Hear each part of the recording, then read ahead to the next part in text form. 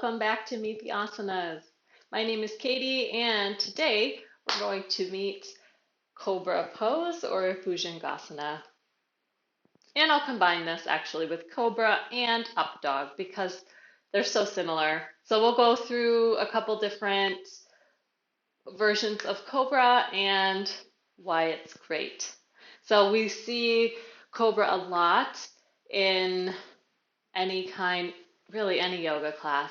It's part of a sun salutation, so we're going to see this a lot.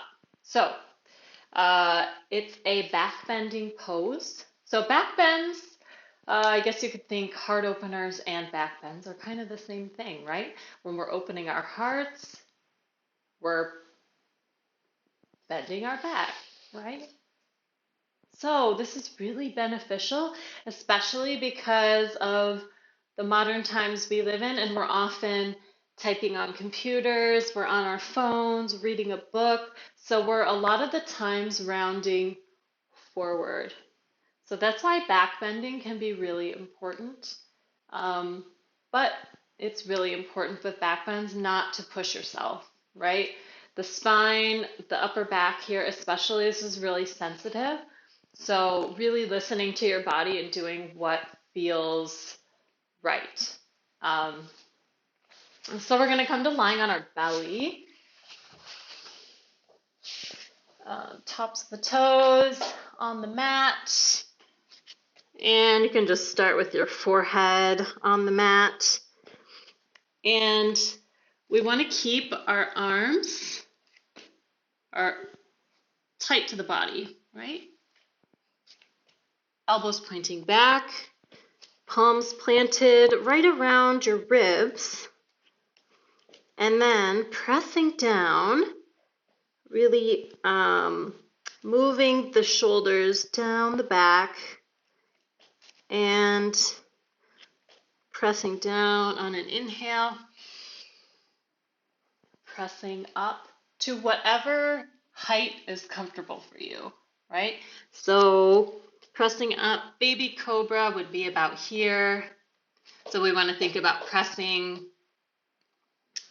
through the tops of the feet and creating kind of a long spine here. So your gaze is like just beyond your mat. And think about pressing down and really hugging the shoulders back and shining the heart forward. So even though you're not up too far, you're still getting the benefits of a back bend here. And you can press up a little bit further if this feels okay for you.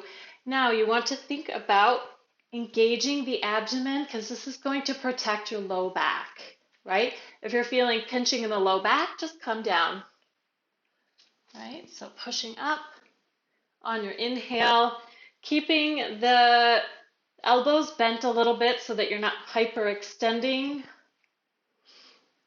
and shoulders open, gazing forward.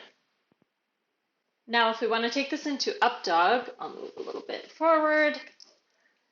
So, up dog is going to be generally the same thing happening in the upper body, right? Opening the chest, hugging the shoulder blades together. But up dog, we're pressing down from the tops of the feet and lifting the kneecaps up off the ground, right? Micro bend in the elbows helps you to not hyperextend.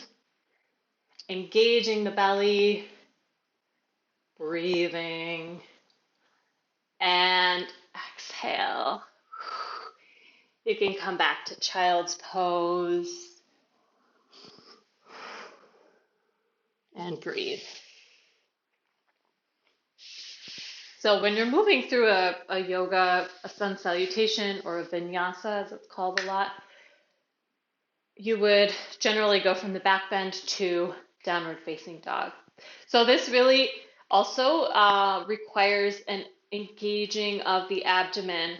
Think about if you're coming from a back bend and then to a down dog, it's really going to take an engagement of the abdomen there.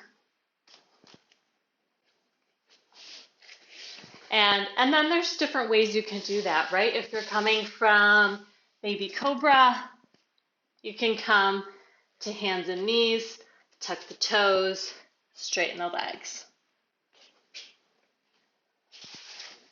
So there's always levels in yoga, and that's what's great because you can take what works for you, leave what doesn't. You can just be where you are in that moment on that day. And it's going to depend from person to person and also from day to day. Maybe one day you do this, the next day you do something different. So it's important to listen to your body and honor what you're feeling. So thank you for joining me. That is Cobra and Updog. So I will see you back on the mat next time as we meet another asana. Thank you. Bye.